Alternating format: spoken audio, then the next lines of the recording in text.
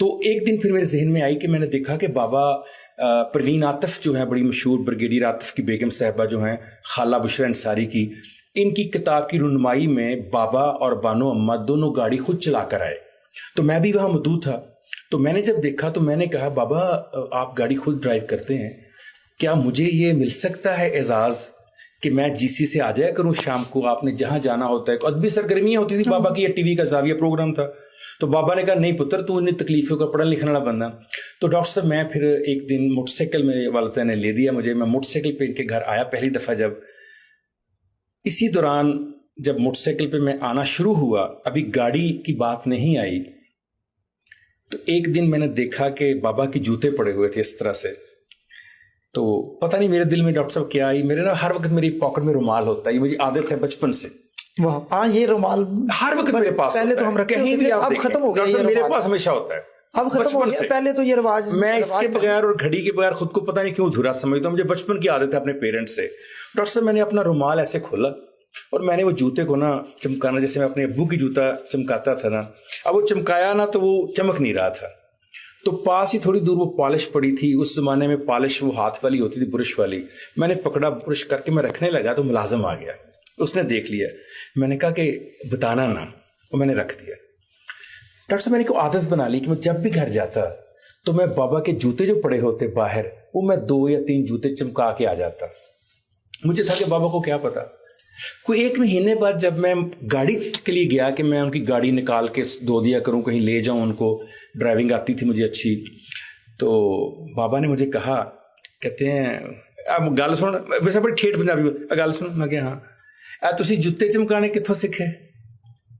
तो मैं कहा जी किहड़े जूते कौड़े, जैसे बच्चा मैं कहा कौन कौन?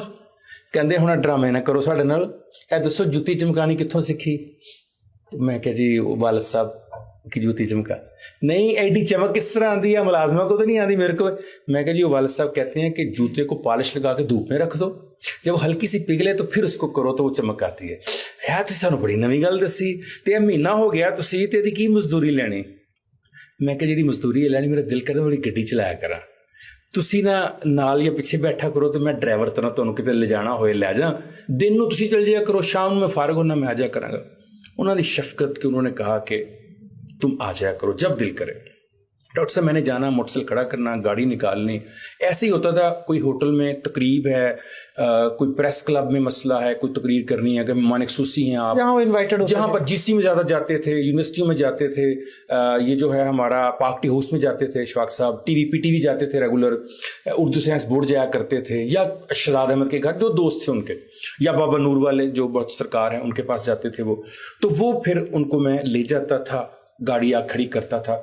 उस दौरान डॉक्टर साहब जो गुफ्तगू उनकी होती थी, जैसे वो लोगों से मिलते थे, बल्कि इसमें बड़ा दिलचस्प वाक़या है जिसके गवाह गवर्नमेंट कॉलेज के बहुत सारे प्रोफेसर हैं जो अब भी वहाँ पर हैं, उर्दू डिपार्टमेंट में और दीगर जगहों पर। एक दिन मैं ऐसे गया तो सब ने मुझे देखा कि शायद मैं कोई इशफाक साहब का हकीकी बेटा हूँ।